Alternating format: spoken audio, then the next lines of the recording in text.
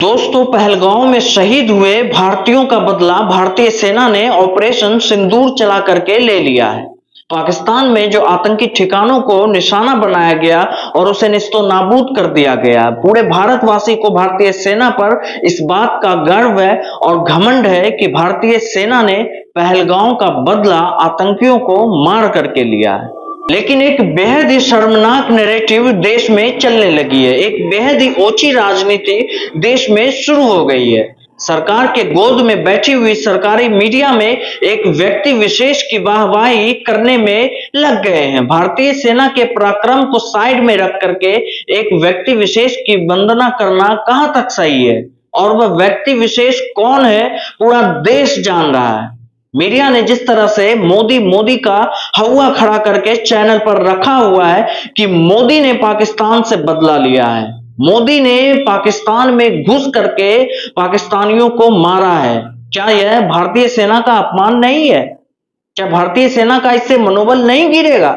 यहाँ पर प्रशंसा भारतीय सेना की होनी चाहिए, सिर्फ और सिर्फ भारतीय सेना की, जिन्होंने वीरता दिखाई, जो पाकिस्तान के अंदर घुस करके पाकिस्तान के आतंकियों को, आतंकी ठिकानों को निशाना बनाया और उसे बर्बाद किया। पर सरकारी मीडिया अब भी मोदी मोदी करने में लगे हुए हैं और सारा क्रेडिट नरेंद्र मोदी को देने में लगे हुए हैं। वहीं भाजपा भी पीछे हटने वाली कहां थी। भाजपा ने भी पोस्टर बनवाया और उसे शहरों में जगह जगह चिपकाने शुरू कर दिए। ऑपरेशन सिंदूर के नाम पर वोट बैंक की राजनीति शुरू कर दी। उस पोस्टर में आप देख सकते हैं कि सीधे तौर पर ऑपरेशन सिंदूर का नाम लिखा हुआ है और पोस्टर में जो फोटो लगी हुई है उसमें नरेंद्र मोदी, अमित शाह की लगी हुई है। भारतीय सेना को ही इस पोस्टर से गायब कर दिया गया। सारा क्रेडिट नरेंद्र मोदी को दे दिया गया। भारतीय जनता पार्टी ने भारतीय सेना का अपमान किया है, जिन्होंने अपनी वीरता के बदौलत, अपने साहस के बदौलत पाकिस्तान में घुस करके पाकिस्तान के 9 आतंकी ठिकानों को उड़ाया। भारतीय जनता पार्टी सारा क्रेडिट लेकर के भारतीय सेना का आत्मबल गिराने का काम कर रही है।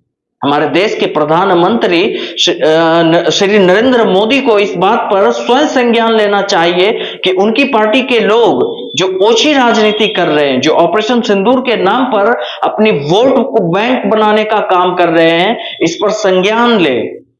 पाकिस्तान को हमने पहले भी 4 बार हराया, पहले कांग्रेस की सरकार थी, तो क्या यह हम कह सकते हैं कि पाकिस्तान को पंडित नेहरू ने हराया, पाकिस्तान को इंदिरा गांधी ने हराई? नहीं, हम यह नहीं कह सकते। हम यह कह सकते हैं कि भारतीय सेना ने पहले भी पाकिस्तान को धूल चटाई है। देश में अभी युद्ध जैसे हालात है, बॉर्डर पर हमारे जवान शहीद हो रहे हैं, हमारे सिविलियन की भी मौतें हुई है।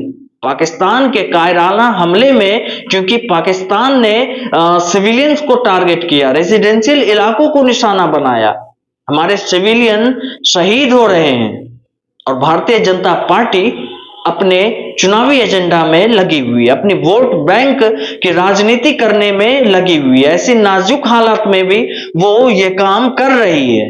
हम एक बार फिर से कहना चाहते हैं कि भारतीय सेना की जितनी तारीफ की जाए कम है।